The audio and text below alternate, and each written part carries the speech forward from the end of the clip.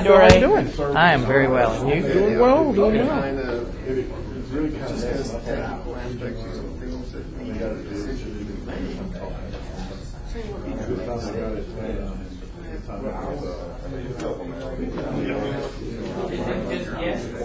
know, but if it is, put my name on it, so we can Yeah, so you're going down here. That's awesome. That's the way it works. Switch sides here? Are we? Look at this. William. Oh, I moved the table and everything. I guess it wasn't locked. How are you? Yeah, William. You only do when I was in trouble,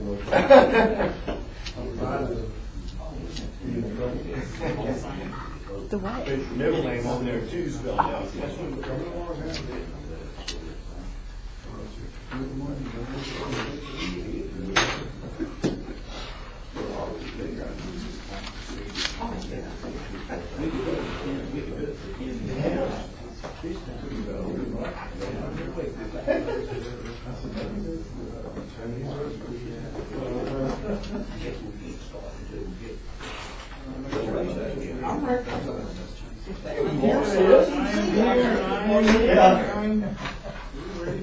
Shall we say giddy up? Yes, sir. Let's keep moving.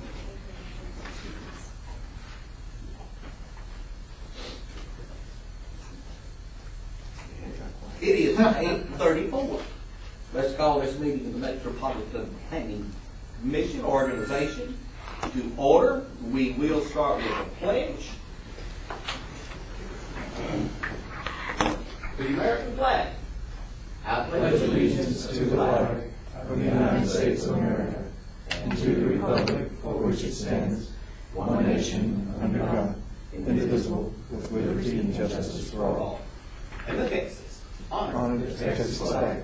I pledge allegiance to thee, Texas, one state, under God, one and indivisible.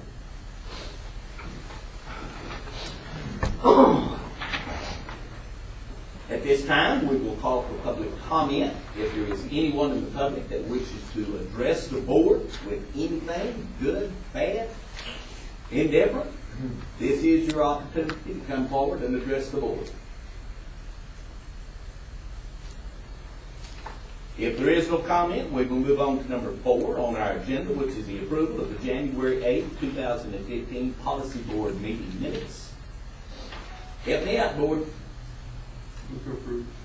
Do I have a motion to approve by Lou? Do I have a second? Second. Do I have one from Phil? Do I have further comment on this item before we vote? Public comment before we vote. All in favor of approving the minutes, please say aye. Aye. Opposed, nay. Put a 100% on that.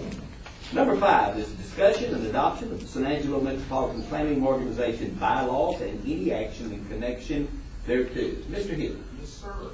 Okay, at the last few board meetings, we've kind of talked about the bylaws, making changes to the policy board, reducing the number of seats so that we have a more equivalent voting membership on the board. And so I think we addressed everyone's comments.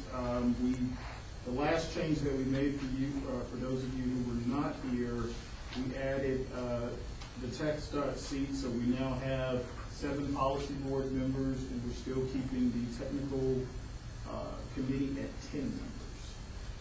And that really was the gist of last week's discussion. So if anyone else has any comments or any additional changes or suggestions, I think we're ready to move forward on this. Any board comments on this? Any discussion? Any questions? Well, I've got a couple of things, Okay, just, John. and toss out there, and mainly just nuances in word. Okay. And the first one applies to the 2 seats assigned to, the 2 seats on the policy board assigned to the city. Okay.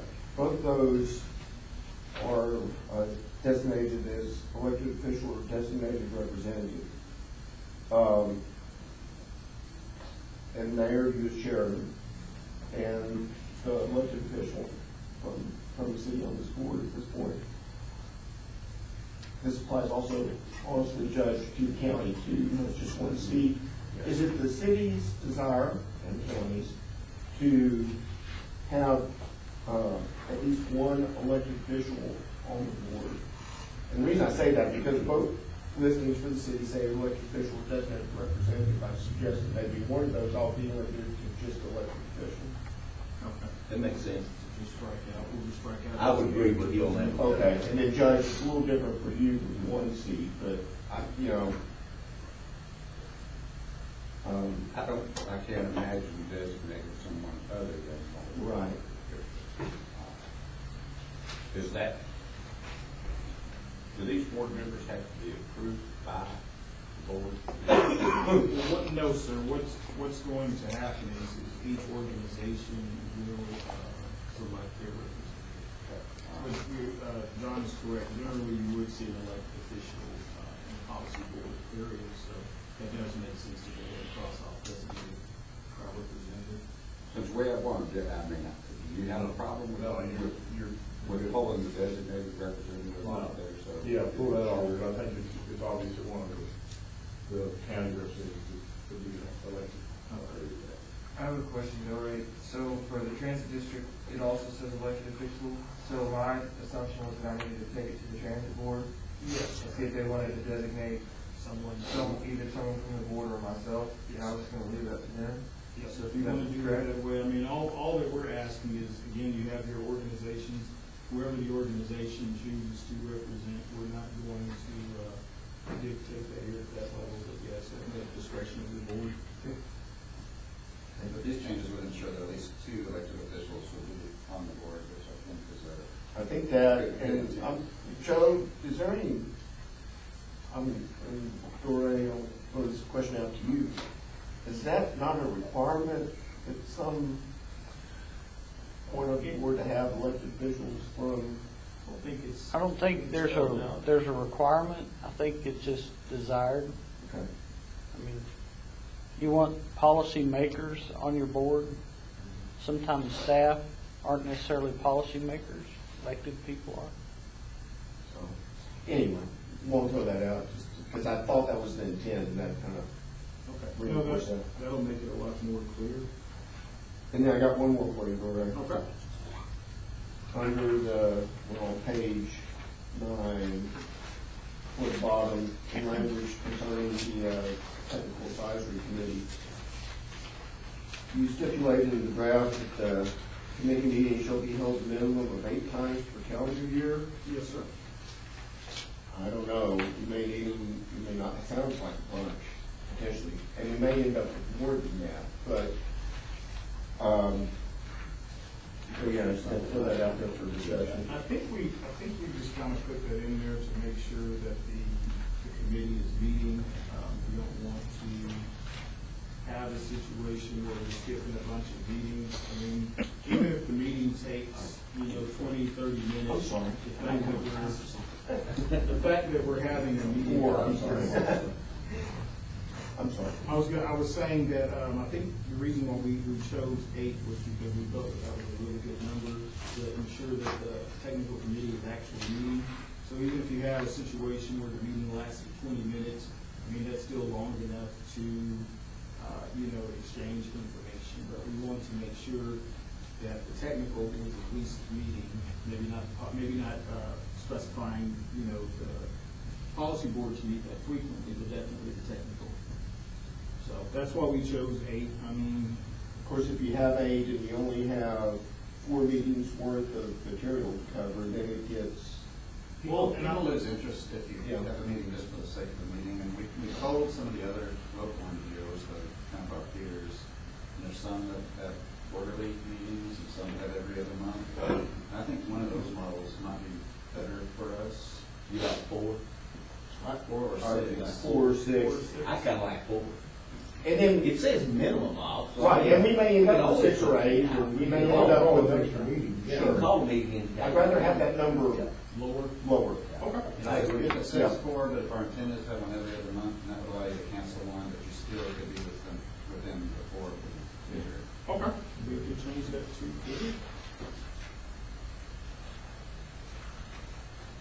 8. Anything else? John, you didn't want to make a motion on this, to put your two amendments in? Yes, I would like to, because I've been kind of preaching this as we move toward this before I make a motion to Okay. approve this with those amendments. This is kind of a weird item for us because it is a, we're downsizing the board and it's obviously going to affect a number of us here. So, don't want to put anybody on the spot, but I'd like to hear from everybody else on the board if they, if they're comfortable with this idea. Discussion? From my point of view, I think it'd be a good idea. Instead of vet out a lot of technical items we'll bring it to the, I guess it's the board. How about those on the left of me? As far as our concerns, I think have all been addressed in having representation on the policy board and then being able to have representatives on the technical. I think the business community is well represented at this point. Any further comment from anyone? Public comment? With that, then I would like to move to, I'm sorry. I'm sorry, I missed it. It was kind of a sort of a. I just noticed in your technical committee meeting section that you don't call for a quorum. It says no quorum of a meeting or no quorum shall be necessary to conduct business. Yes, that's correct. Okay. Is that unique? Yeah. No voting. Well, I mean, Just discussion, observation. Well, I'm sorry, and I'm off on different. I mean, you could have two people. That's an observation I had, though. Is there voting or not? Because the implication, when you read this as a whole, is that there's none. But I thought I saw a phrase yesterday reading through here. There where is it no implied there voting. is. There is no voting for the technical, and that's why we don't require a quorum for it, because it is only a discussion. What your technical committee is doing is making a recommendation to the policy board. And so because the policy board members choose their technical members, we're relying on those lines of communication to be open. So even if you do have a situation where we have two technical members, I mean, you can still conduct discussions and you can still, handle business per se without having everybody there. And like we said before, there are going to be situations where you have a technical meeting and outside people are there. And although it's not a public meeting, it's still a discussion. You can still have discussions during those times. So that's why we didn't put quorum requirements or voting requirements in that item. And the strength of that is that there are two kind of dissenting opinions in that technical committee. I think this board would like for both of them to present to us and us have the ability to determine which way to go. So I don't like the fact the technical committee would have dissenting opinions and then vote on moving just one to us. And again, as representatives for your organization, it is your responsibility to have contact with your technical people, so you know what's going on. And that's why, again, the policy board members get to designate who they want to sit on the technical committee. And by law, without a quorum, you can't take a vote anyway, so I would say it's a redundant issue. Now I'm waiting on you again, John. And does that, I just wanted to throw that out, Okay. make sure that that's, from your perspective, as long as that's understood, that's acceptable? really the policy board makes the rules for the Okay. technical committee. Okay. It's the policy board's committee. So however the policy board wants it to operate, that's how it operates. So, after having said all that, I move to approve the revised. John, hold on, one question. On the bottom of page 10, man, on the advisory committee, the last paragraph, advisory committee meetings shall use the same protocol as meetings of the policy board and PAC. Would that conflict if we don't have a quorum? No, because that again is going to be a more of an ad hoc committee, so that's going to be the policy. So what protocols are we using? The same protocol similar to a technical, but the advisory meetings are, if we have an advisory committee, those are going to be much smaller. You're not going to have necessarily the technical people on those. You're just going to have, if you're having a issue such as freight, then the policy board can select who they want to serve on that committee, so it's not going to be a forum. Now I'm Try to get it done. revised bylaws, with the revisions to the draft that we discussed, specifically one voting member of the city of San Angelo. Your motion, instead of approve, we need to adopt. You move to adopt. That we adopt revised bylaws as drafted with these amendments. One of the city of San Angelo voting policy board members be praised as elected officials. The same for Concord County. And then in the language regarding the technical advisory committee, on the page where it speaks about frequency of meetings, where it stipulates 8 in the draft, revise that down to 4. One other note before you get started, the motion effective when? Yeah. After this meeting, the next meeting will start. This is the only action item we have on this agenda. So, effective immediately. Got a motion on the floor. Do I have a second? John Austin, second. Further discussion? Public comment? All in favor of the motion as presented, please say aye. Aye. Any opposed, nay? See you later. I do have a follow-up question, and it's not in reference, now we're into mechanics of the new bylaws. At what point do we, what process do we use to appoint proxies?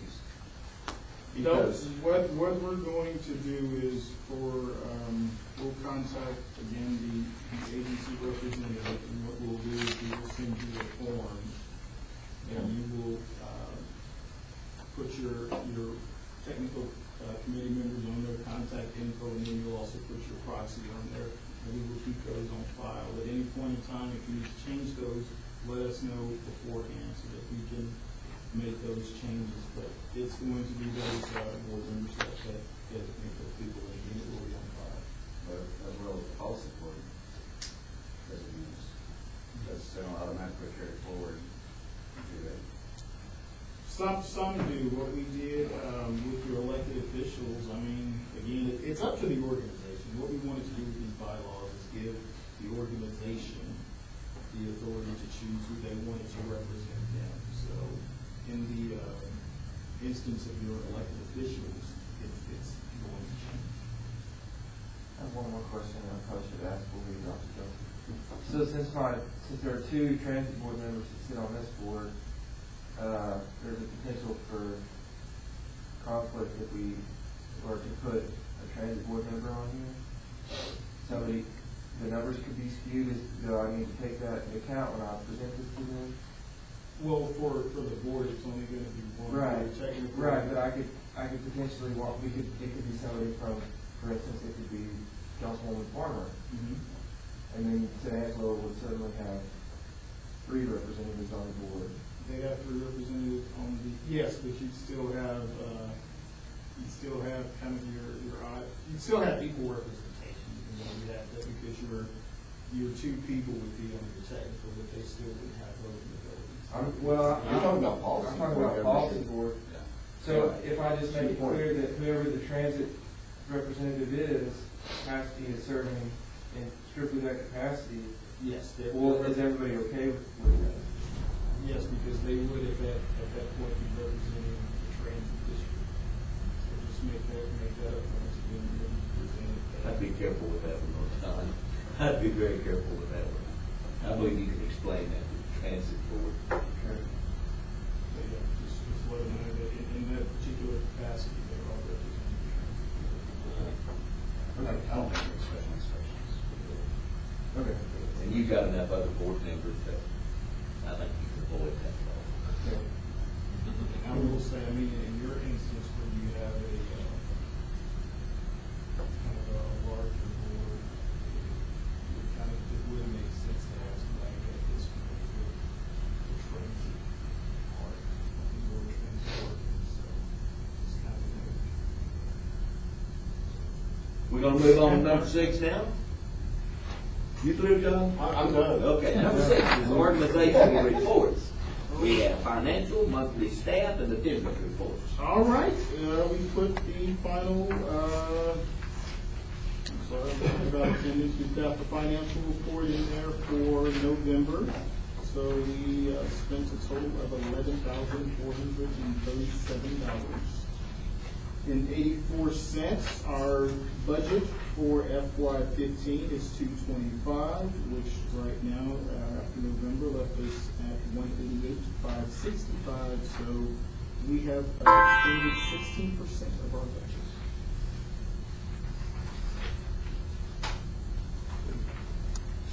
And then we've got the operations report for January, and we put the attendance in there for the end of the calendar year.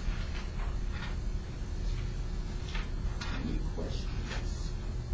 So on the first page, the amount billed, we've got a number for October and November. What's the schedule for billing? Do you know what the difference here? We do, but we normally have these 2 months behind, just because there are sometimes some county issues that we run into, so we want to make sure that funds completely closed out before we actually submit our billing test done. So the 16% is based on 2 months. Yes, it's based on November. Do you need approval on that, or is that just for information? It's just some. That got that? Number 7 is announcements, future agenda items. Hey, in April, and I don't have a day, but in April, I will be out the second Thursday. So depending on, I mean, this will actually give us time to let everybody speak with their organizations, but I just recommend skipping April, and then we just have our board meeting in May, second Thursday, like we normally do. If that works with everyone. And by that time, once when we have our board meeting, at that meeting is when we will set up the technical meeting, because we definitely need to get started with the technical as soon as possible. So yeah, it's fine with skipping April. Anybody over here have a problem with skipping April? Works good for me. Anybody have a problem here? I just need to clear something here, Joe. I'll ask this of you. You know, we're in the process of responding to FHWA's comments on the MTP. I don't think, have we determined yet whether that's going to take board action, or can we do that as an administrative? Have any timing on it, or Kristen, do you know? It's probably something good to bring to the boards, since we're taking. We need to discuss it more, but in terms of we need to take formal action on it prior to May. My I question. don't think she gave us a timeline. She asked when we were going to take it to board. You know, there's some significant additions to the financial part of it. That's why I think if you were just kind of clarifying some stuff, that's one thing, but you're actually adding